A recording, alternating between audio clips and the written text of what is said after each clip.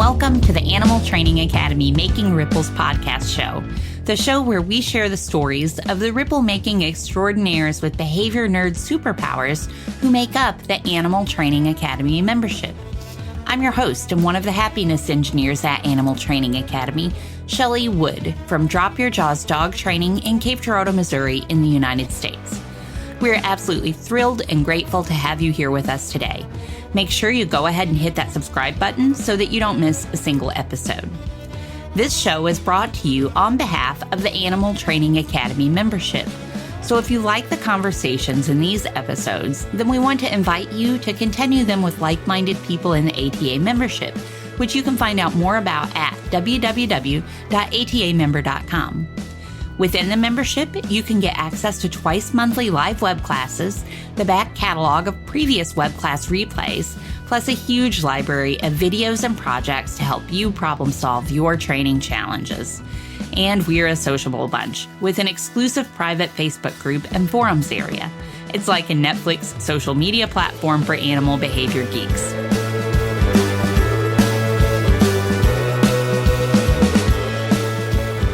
Today, we are excited to welcome Xenia Jones to the show. Xenia is a behavior therapist at the Animal Behavior Wellness Center in Northern Virginia, working on Dr. Pike's team to help anxious dogs, shy pets, and their families with practical, science-based behavior support. With a lifelong background rescuing dogs and cats across 5 countries, from her native Costa Rica to South Florida, Spain, Taiwan, and China, she brings a trauma-informed, choice-based approach to both canine and feline cases. She works extensively with separation anxiety, mentored by Julia Naismith, helping shy or shut down dogs using Control Unleashed techniques. She's a certified Control Unleashed instructor under Leslie McDevitt's mentorship, and is expanding into cat behavior consulting. Her credentials include certifications from Dr. James O'Heir in Animal Behavior Sciences and Technology, Dr. Susan Friedman's Living and Learning with Animals program, and the Enrichment Masterclass. At home, she lives with her husband, Henley, Benji, a village dog from Wuhan, China, and Millie Meows, a tortoiseshell cat originally fostered by Dr. Pike. Welcome, Xenia. We're so excited to have you here today. Thank you so much, Shelly. I'm super excited to be here with you today. Yeah, definitely looking forward to our conversation. Yes, me too. And I think my cat Wednesday is as well. When I was reading that you were expanding into working with cats, she came in the room and gave a little meow herself. So we may be hearing from her today. I am truly, really excited to have you here and chat with you. And we got together and talked a little bit a few weeks ago about the show and got to know each other a little bit. And gosh, your story is just so rich and diverse, and you've been involved in so many different amazing things related to animals that I'm excited to. I'm not exactly sure where the conversation will go. There are lots of directions we could go in for sure, but I'm excited to see where everything goes. And I'd love it if you could just start us off by sharing your story with us. Tell us how you first got involved with animals and different things you've done over the years with animals and what you're doing today. Oh, thank you. Absolutely. Yeah. I'm from Costa Rica, as you mentioned, and then over there, when I was growing up, especially, there were a lot of homeless animals, and my family and myself, we got involved in animal rescue. Actually, I remember probably the first time my sister and I rescued a kitten. We were about, I think I was like 8 years old, and my sister was like 5 years old. And then that's where the whole thing started. My mom and my grandfather were very supportive. And then it became a family, activity. And then over the years, we were rescuing and rehabilitating animals and finding them homes in Costa Rica. And as years passed by, I met my fabulous husband, Henley, and when he was doing a Peace Corps volunteer in Costa Rica. So we fell in love and we got married and moved to South Florida. And over there, I was surprised to discover that animals also have, issues like in Costa Rica, but different because it was more about pit bulls in dog fights. So I got involved in that as well, doing things on my own, and then my kids as well. I remember my son especially. He helped me raise some pit bull puppies, and he was 9 years old in the school, and we both had to sleep together and wake up to feed the puppies by bottle. And then my husband joined the Foreign Service. We moved to Spain. And then when we arrived there, I was surprised as well to see that there's so much need for animals, especially the galgos, hunting dogs. And I got involved with local people, and being Spanish my first language, it was easier. And it was harder there to find homes for animals. So we had a program where we were sending animals to the UK, to France, to other countries in Europe, and that was very successful. Then moving forward, after that, we were assigned to Taiwan. And then, language was a challenge, but I was able to find a good community there. There's a wonderful expat community in Taiwan and the locals as well. And again, I started rescuing animals, teaming up with some shelters over there and some local people. And we were rehabilitating the village dogs. Those are most the homeless dogs you will see in Taiwan. They are called Formosa mountain dogs. It's a beautiful type of dog, but not easy dogs, especially for new owners, because they're more like a guardian type of dogs. But so we were able to do a lot of rehabilitation, finding them homes, and so on. And then later we moved to Wuhan, China, where I think is the place that I had the most impact. We were there during the COVID-19 crisis, and I teamed up with a local lady there. We had a shelter. We rescued together, I think our number was about 600 dogs together, and probably about 150 cats, but the cats were harder to send overseas. And it's something that we did in Wuhan. We sent many of our rescues to Canada, was our number one destination, then the UK, France, and the US.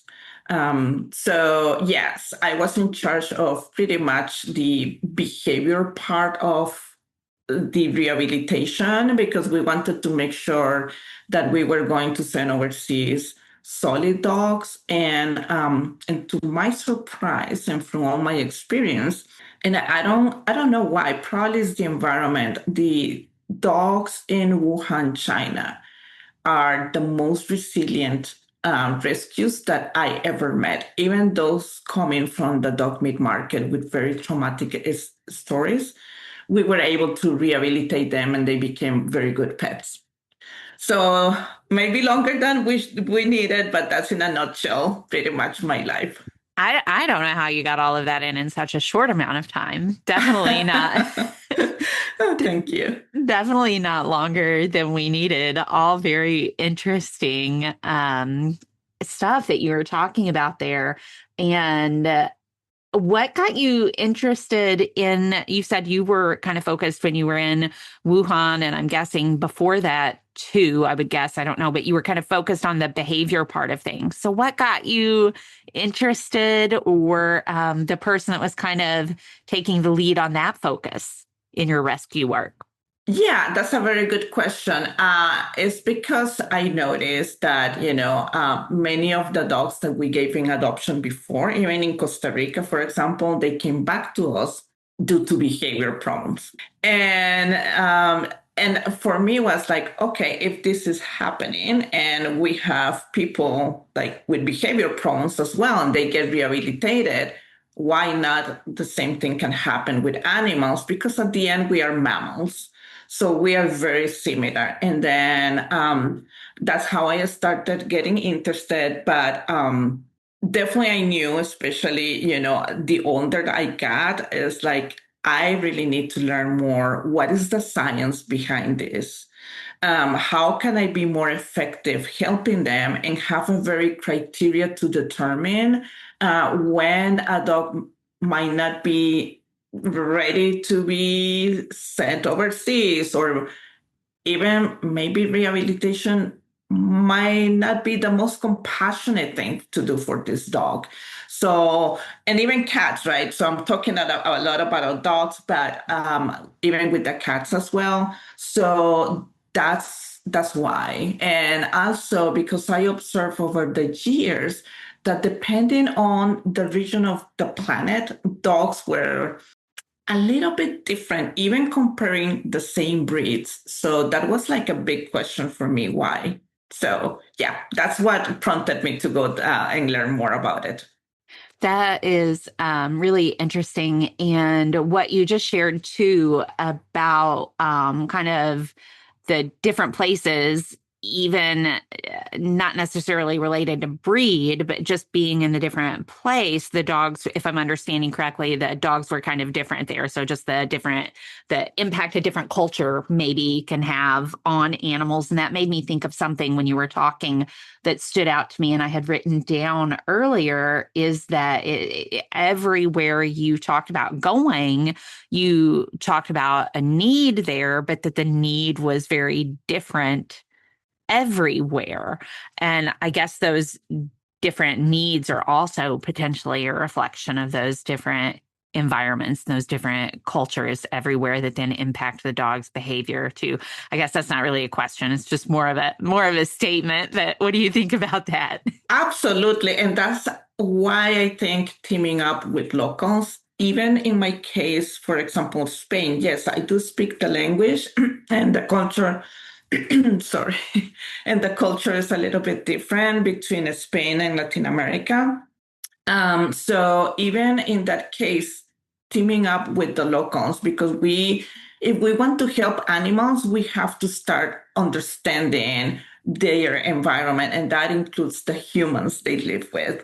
And so respecting the culture and try to frame everything from their perspective, it's only going to help the animals and the people, because we have to think in those terms. So, and especially in a place like Wuhan, China, so different from my culture, different language, so many things that I did not understand. It was so important to team up with my friend, because part is not only the rescue portion, but also the education part. So we did presentations about, for example, how to prevent bites in a dog. How do I know how to read a dog body language, and what should I do to avoid bites? It's not very frequent, but sometimes happens, and then we don't want one case to go out of proportion and people think that all dogs will do this or that. And even teaching them how dogs can be beneficial for us humans as detection dogs, as emotional support animals, service animals. I mean, so many things. And the impact that having a pet has on our own health with, some scientific based resources. So it was not only the rescue portion, but also the education aspects as well.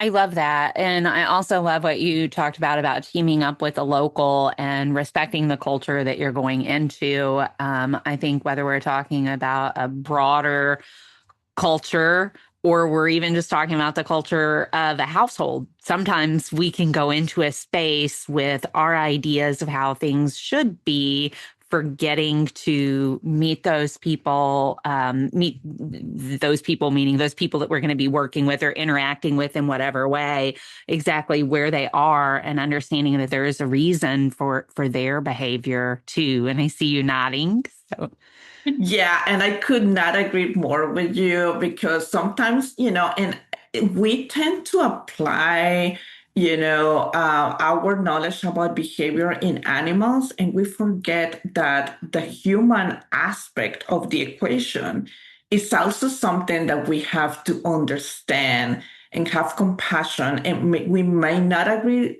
100% with that household culture, for example, or the overall culture of a country, whatever. Um, but with compassion and understanding of their environment, then we can be more effective in that sense. yeah, that's wonderful. And I think you gave really good examples of what being more effective might look like too, when you were talking about giving presentations on how to prevent, can't talk right now, how to prevent a dog bite, or how animals can be beneficial for people too. But maybe those weren't your highest goals and as far as what you were wanting to achieve in a certain situation, but they were important goals that served the culture and the animals there well. So I think that's a really good example of meeting people where they are and adjusting accordingly. So wonderful. I love all of that so far. And I want to ask about some of the behavior work that you did with these dogs. Was some of the behavior work that you did with some of these dogs responsible in part for you getting interested in separation anxiety work by any chance? That's correct. Actually, interesting enough, I will even backtrack a little bit more. When I was a child myself, I experienced separation anxiety from my mom, and it was a very traumatic experience. So going forward a couple of years, then in Spain, I met a very lovely galgo dog, and that dog had a terrible separation anxiety. That dog could not be by himself even 1 minute, destroying doors, trying to get through windows, self-mutilating himself. I mean, and at that time, I'm talking about, I think it was year 2010 when that happened. The veterinarian told me there's nothing we can do about this case. So the most humane thing we can do is putting this dog down. So, I mean, at that time, we were not aware, at least in Spain, or at least my vet, about medications or any sort of behavior modification. And that really left a mark on me because I could relate as well from personal experience to what that dog went through. And it's not uncommon for rescue animals, once they find that person that provides safety and security, to become so attached that they go into this panic mode when the person is not around them. So yes, absolutely right. That's how I started my passion for working with these cases. And your dog Benji is from Wuhan, right? That's right. And how did you end up adopting Benji? Well, that's a good question. Benji was a homeless puppy outside of my apartment in Wuhan, and he's super smart. Like most dogs in that environment, to survive, they have to be very, very smart. So he learned to come and look for food around midnight, from midnight to 2 in the morning or something like that. And one of my friends told me about him, that he was like very cute puppy looking for food, and that I should probably try to rescue him. And then I saw him. It was not easy, but we rescued him. And he was in so much panic when I was able to put him inside my building that he started like yelling and crying and whelping like crazy, and then he pee and poop in the entrance of the lobby. Yeah, so he actually was supposed to go to Vancouver. He was adopted by a family in Vancouver, but when he was on his way to Canada, COVID-19 happened, and we were closing Wuhan, China, all of a sudden. And then the flight volunteer said that he did not feel comfortable bringing Benji with him in the airplane, and he was stranded in Beijing. So after a long battle, I was able to bring him to the US. Once we were evacuated from Wuhan, China, then he came to the US, and I ended up keeping him because I could not let him go. He's such a fabulous dog, and he also suffers from separation anxiety. He also suffered from separation. Yeah. Oh, wow. I didn't realize that. Yeah. And so you two have worked through that together. Yes. And just one note here for those cases, medication is so crucial. Because in order for, it's a real panic disorder. So, and when you have a disorder of that magnitude, you need to help the brain to be more balanced, neurochemically speaking. So medication has a big impact. And of course, it's medication plus the behavior modification. And I'm very grateful to Dr. Pike because under her care, Benji has thrived like amazingly. Wonderful. And I want to shift to talking about some of the work that you're doing with Dr. Pike in just a minute here. But I do have one more question in the realm of the rescue work we've been talking about. But before that, even, I also just want to recognize, gosh, like just how much you must have gone through being in Wuhan at the time of COVID-19 and then having to evacuate Wuhan. And then while doing that, also working to ensure that this little dog, Benji, was able to be with you. So I just kind of want to recognize the magnitude of that. And yeah. It was a really difficult situation, because I really did not want to leave, especially because I had this shelter with my friend. But, working for the US government, you don't have a say. So they evacuated us. But my friend continue with the shelter. And then when I came to the US, I started making some contacts, and SPCA International was sponsoring the shelter. And then we got that happened actually when I was in Wuhan. The BBC and Time Magazine, they were aware of what we were doing during the COVID-19 crisis and before. But even the time that I stayed there, we kept rescuing animals because now the whole city was totally closed down and the homeless animals did not have anything to eat. So whenever we could, we go and rescue those animals. But not only that, at the time, nobody knew what was happening. And so some people were just out of fear, in panic, killing their animals. Or when they went to the hospital, the animal stayed locked in the apartment without anybody going to feed them. So those were difficult situations, but we tried to do our best to help. And especially my friend was able to help even more. And then she got the recognition in those BBC and Time for the work. Actually, the name of the group was Furry Angels Haven Wuhan.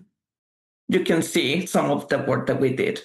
Well, thank you for all of that work that you did. Thank you to you and your friend and everybody involved in, you said Furry Angels Haven, is that right? Yes. For your dedication and the work that you did for those people and those animals. And you're welcome in Wuhan, and for you for all over the place. Thank you for all of the work that you've done. It's wonderful. So last kind of uh, question on the rescue stuff before maybe we shift gears just a little bit here, although I'm sure there will continue to be overlap as we talk.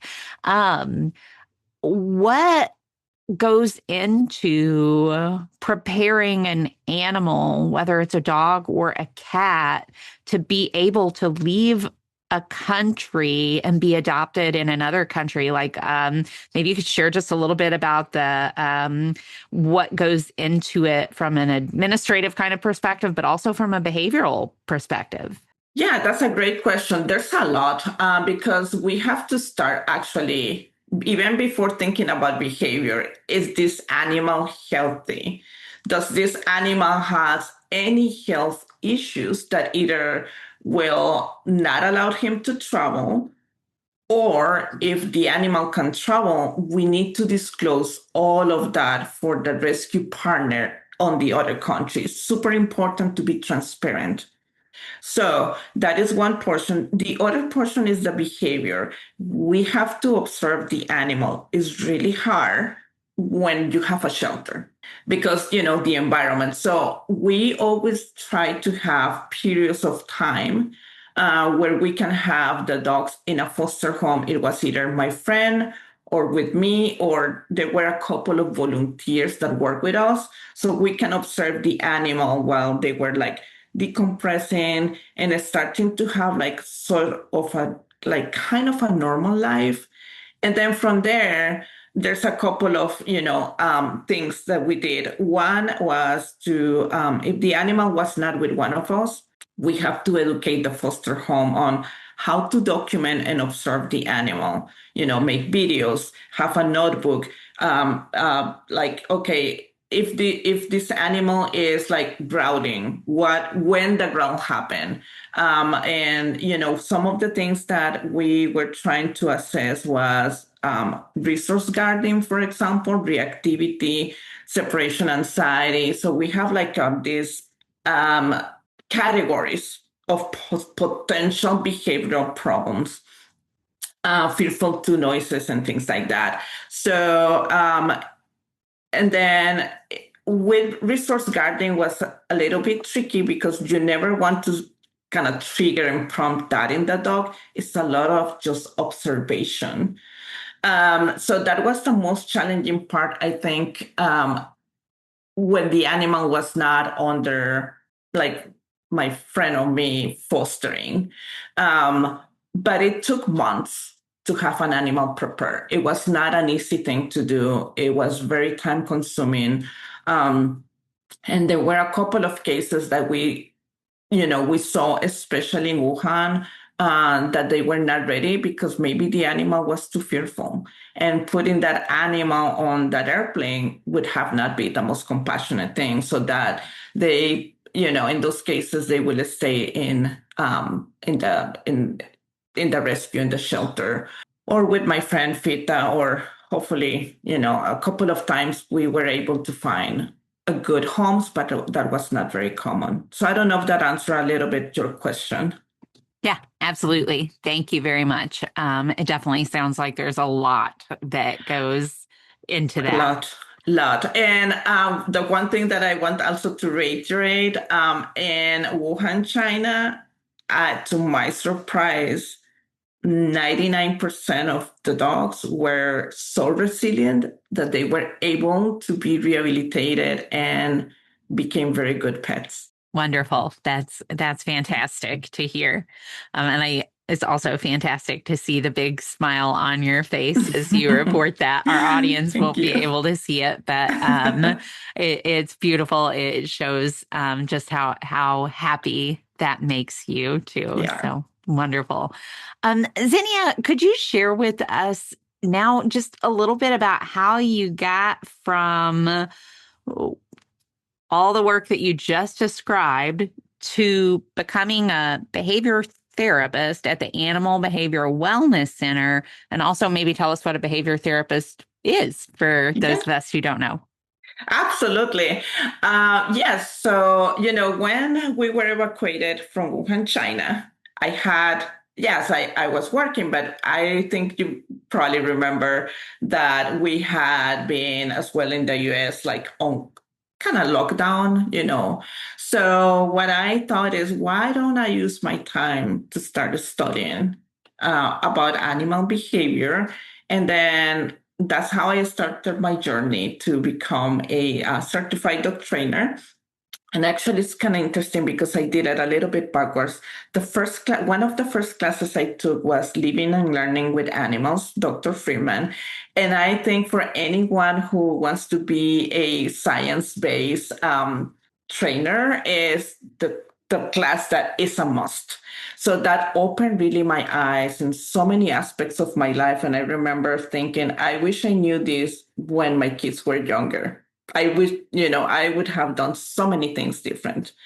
So that actually ignited this like love for, I want to know more. Is so interesting. From there, then I applied for Julie Naismith separation anxiety program, but I was not a certified dog trainer at the time. So she took Dr. Friedman class as, the equivalent of being a certified dog trainer. So that was the first certification I got. And then Leslie McDavid, whom I absolutely adore, she is the best mentor ever, accepted me in her program. 50-year-old woman at the time, Latin, Latin America, somebody from the minority. And then I got the certification with her. And that was, my goodness, opened my eyes so much. It's like, I cannot even describe. It's just an amazing program. So from there, then I applied and became under IAABC a certified dog trainer. So I did some work with an organization called Heart, which is trainers who donate. We donate our time to help animals. And then I was doing a little bit of freelancing on my own. And this is kind of a little bit convoluted, but then my husband got assigned to Austria. We went to Austria, and yes, I kept doing a little bit of the training, helping people in my community, the foreign service officers, American families with dogs who had behavioral problems. So I kept that going, but it was not as intense because I was working as well full time. Well, then we came back to the US, and then I have all this knowledge, and I'm not longer working for the State Department. I'm like, I would like to have a full-time job, but I wasn't sure where to go. So I knew Dr. Pike by name. She's very well known. And I went to her website and I saw that they were looking for people. And I'm like, okay, why not? I'm going to apply. I did. To be honest with you, I was not expecting much. And to my surprise, I got a phone call. And basically, I got the job like a year and a half ago. So not too long ago. And then I started being a veterinary assistant, assisting the doctors in the consultations. But my route was always to be a behavior therapist in the clinic, which basically what we are. Let me see, I can put an example. Dr. Pike and the clinical residents are like the psychiatrists of the animal world. The behavior therapists, we are like the psychologists. We are the ones working with the behavior modification aspect, and we work as a team. So that's what I do now full time in the clinic. And I have my specialties, which are like shutdown dogs, separation anxiety. I love to work with cases of dogs who are people reactive, as well, like the man barking, hyperarousal type of cases. Those are pretty much my areas. And as you mentioned, there I started working with cats. So there you go. All right. Well, that sounds like an absolute dream job. Congratulations. Yeah, and I cannot be any happier and luckier than working with Dr. Pike and her team because everybody's so knowledgeable, so kind. I mean, it's a great team. I absolutely love it. It's the first job that I am waking up and be happy to go there and work. It's just amazing and very fulfilling for me.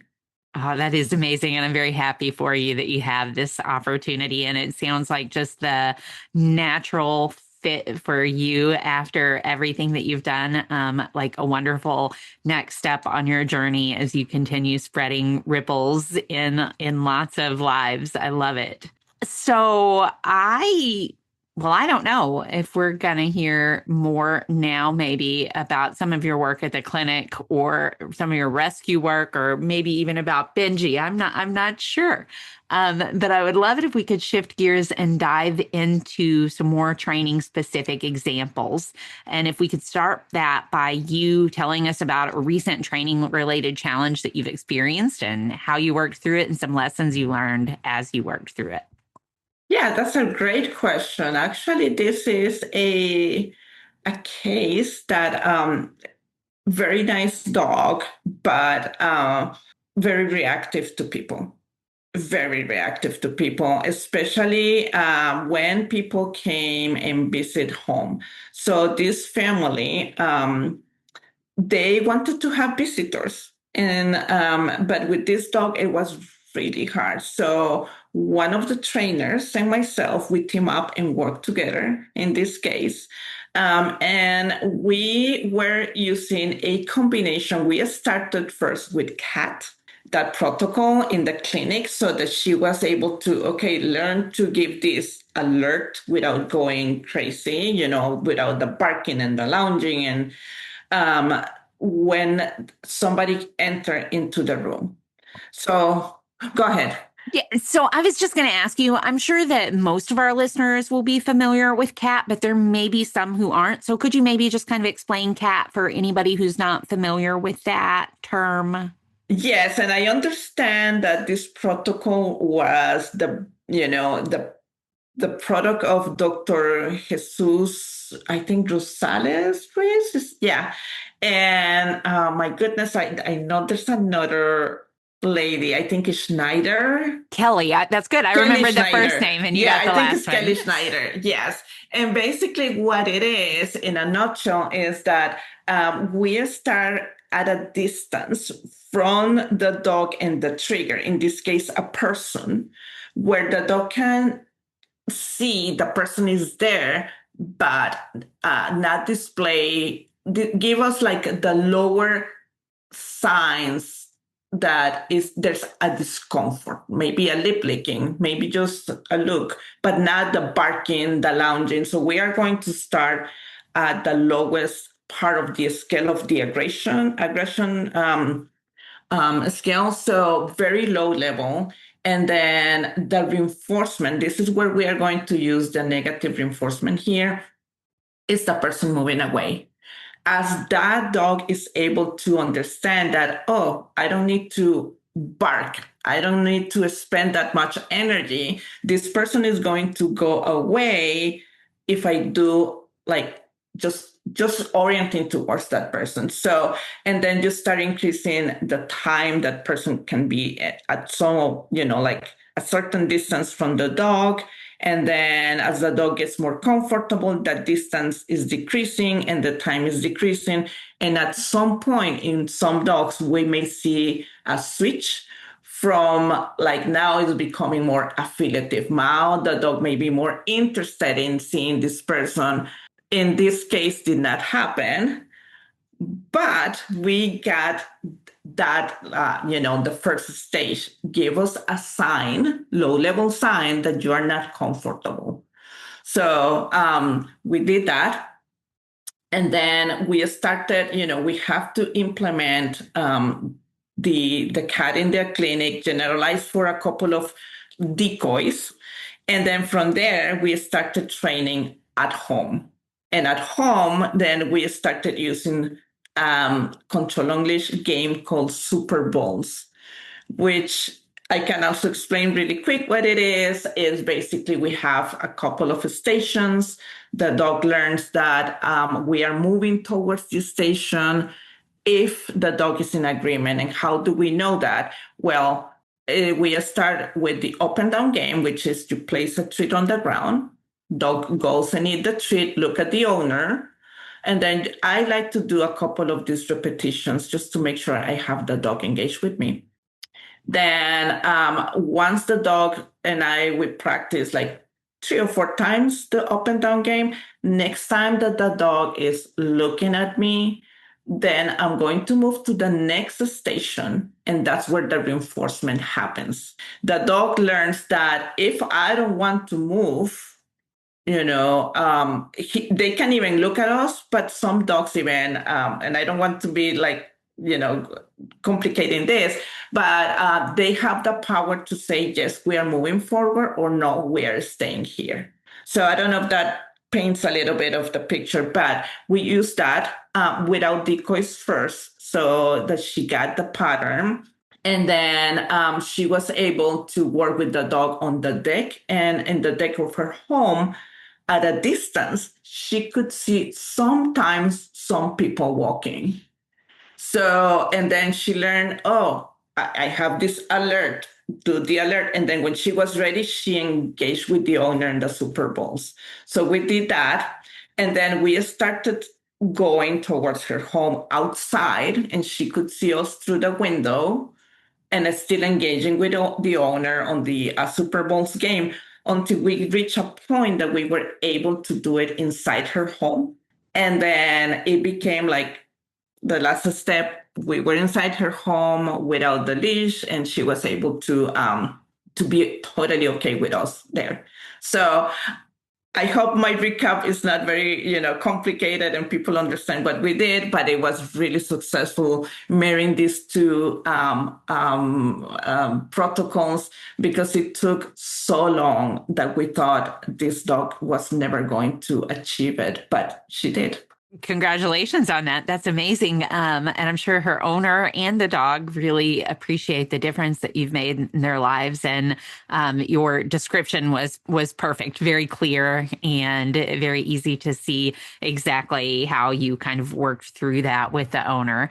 And I love that. Thank you for sharing that. How long ago was that? And have you had an opportunity to check back in? Yeah, actually, we finished the training November last year, and it was really a team effort, because in this case, the medications were challenging, so the doctors worked through that one. It was another colleague of mine and myself working together with this. And last time we checked, everything was so far, knock on wood, holding well. And it took, I will say, probably about 4 months of hard work. But before that, so many other things were tried and nothing worked. Oh, well, I'm very glad that you all were able to help them, and wonderful that dog has such a dedicated human too. Yeah. Absolutely. Without the family, nothing could ever happen. It was a really, truly team effort. I'm gonna just guess, and that you probably get to work with several dedicated people in the work that you do. That by the time somebody gets to coming somewhere like the Animal Behavior Center, they're people who have hopefully have the resources, including time and just general dedication to work with their animals. Is that right?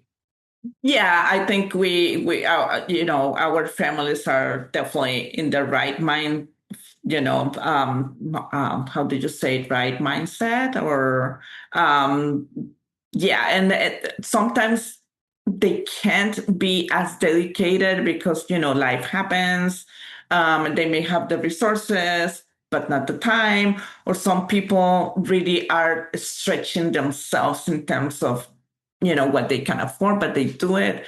So it's like, there's always, this balance, but overall, I cannot complain. Yeah, that's wonderful. And you're right. I think you pointed out a lot of different resources that can be involved, from time to money to just the emotional bandwidth sometimes, family size. Yeah, and you touch such an important aspect of this, Shelly. I really appreciate that, the emotional bandwidth for the owners. And it's something that I love so much about the clinic. We are also concerned about how is this family emotionally doing with this dog. So, and that is also part of the equation. And we collaborate with some therapists who are, their specialty is to help people who have animals with behavioral problems. So we don't deal with that directly, but we have these partners. And then we offer those resources to the families as well. What a just amazingly comprehensive system that you are a part of, a network that you're a part of. That is wonderful. Absolutely. And that's why I love it, because it's just, you cannot say it's only the animals, it's the animal and the family. It's like an unit. Yeah, yeah, for sure.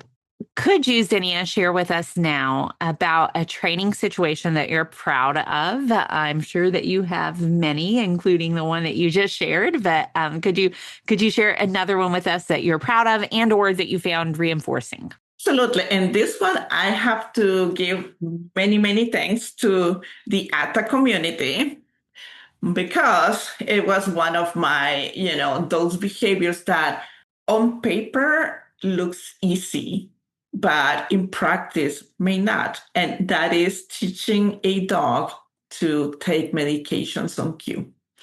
And I have to appreciate so much the community, because I was successful with this thanks to what everybody shared. Some names come to my mind: Eileen Anderson, one of those, and Laura. Oh my goodness, I don't remember her last name. Bander. Oh goodness. So I'm having a senior moment here. Anyways, a lot of people, but I had a case where this dog was not taking medications reliable. And the owner, rightfully did not want to just shovel the pill on the throat. So I kind of like volunteered to help this animal and see how it went. And then I went to the ATA community. I read the thread about what people did, the success that they have, a mix of techniques. And then in one session, we were able to teach this dog to take pills on cue. So one of the things that also changed a lot my mind is Kathy Sedeo. She has a webinar where she talks about animals being food motivated and how eating is another behavior. And then we forget that as a behavior, we can shape it, we can reinforce it, we can make it stronger. And that is the base of teaching an animal to take a pill on cue, because at the end, it's almost like, I will give you a dessert, but if you first eat your veggies. So I don't know if that makes any sense, but that was a challenge. And then that I'm very proud of, that I was able to tackle. Now I'm helping more animals in this aspect, and learning more and more, because the case that I have now is a little bit more challenging. The dog, we are working on her eating behavior, but she's extremely suspicious, even with very good treats. She's always sniffing the treats. So we have to get over maybe the poisoning of anything that I have between my fingers, maybe medication. So this is another case, and hopefully I will have a good resolution on that. That is a really cool example of something that you're proud of and find reinforcing, it sounds like, as well. And I love that ATA was a part of spreading that ripple to you, and now you're spreading it other places. And to be able to be teaching animals to take their medication on cue in a veterinary clinic is a really, really important piece of work, I think. And gosh, it makes me wonder, and I don't know that I don't expect you to have an answer to this, but maybe you will. I don't, but it makes me wonder if it certainly seems like there are opportunities with just standard veterinary clinics when animals are much younger to potentially get this behavior started in a way that's easier than when they've already formed associations. Do you have any ideas about how we might do that? Absolutely. And I think you are totally right. I mean, I even thought about offering a workshop to owners of puppies because puppies, they can be a little bit easier to train. They want to, like explore. They don't have any bias yet, hopefully. Um, and yes, let's make sure that we have a strong eating behavior first, and then we are going to teach this dog that sometimes I may ask you to swallow or eat something that it might not be as good, but after that, my goodness, you're going to get such a big, yummy, name it, piece of chicken or steak or whatever it is that you like, the better. So I think there's a lot of opportunity, and not only for taking pills on cue, but in general, cooperative care. Because it's one of those things that we know animals will need, and not only for puppies, but for kittens. Like for my kitten, for example, I know that the cats have like a 20 weeks window when they are younger, where they develop the palate, which textures they will accept when they are later, older. And I actually use like empty gel capsules with flavor when my cat was a kitten, so that she was able to enjoy eating them. And to that point, today I can use that even as reinforcer for her. So it might look like something silly, but it's like the beginning of, okay, I'm expanding this cat palette and texture in the future so that I can have an easier way to teach her. Now take this pill in this little capsule and something good is coming to you. Yeah, thank you for sharing all of that. And I couldn't agree more. I think that starting with puppies and kittens, teaching those kinds of things, taking pills on cues, cooperative care behaviors, all of that can really go a long way later in life. Things that are relatively simple to teach when there is not, for most individuals, relatively simple to teach when there's not a strong learning history already there. I imagine it gets a little bit more complicated with your animals who maybe already know that sometimes things aren't as tasty as they would like. Exactly. And that is, part of the challenge. But we have to enjoy the learning process and see, how we can help the learner in front of us to understand what we want from them and make it easier for them. Thank you for sharing all of that with us, Xenia. Before we move toward wrapping up here in just a minute, I want to give you a chance if there's anything that I haven't asked you about yet or anything that you wanted to share before we start to wrap up here. Just wanted to kind of give you an opportunity to do that. Yes. Well, one of the things that I want to share, well, two things. One is that the ATA community was actually very important. I don't know if I gave enough credit for developing my career because it was a place where I was able to come and put questions without feeling, the feeling of, how can I say this? Learning is in a way, when you're learning something new, it's in a way uncomfortable.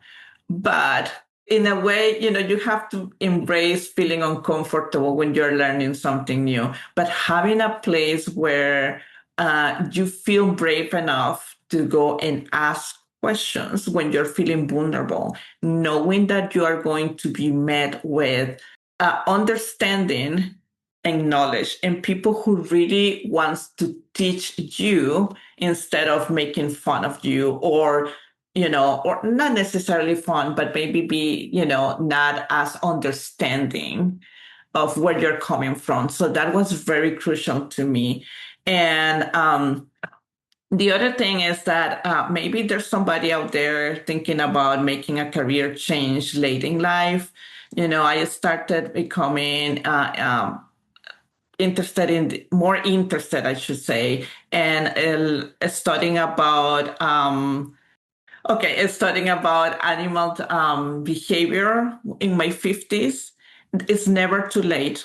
It's never too late to make a change. I was afraid because, a woman in my 50s and English not being my first language, I felt that those were barriers, but I think it was more on my mind because look where I am now. And it has been definitely a journey in which I have been lucky enough to have many people in my life to mentor me, from the community to Leslie McDavid to Dr. James O'Hare and Dr. Susan Friedman and many others that, it has been a village work to be where I am right now. Thank you for adding all of that and for sharing that, for the inspiration for anybody who might be wanting to change what they're doing later in life. And also thank you for this shout out to the ATA community. I agree with you. I find it to be a very special place. Yeah.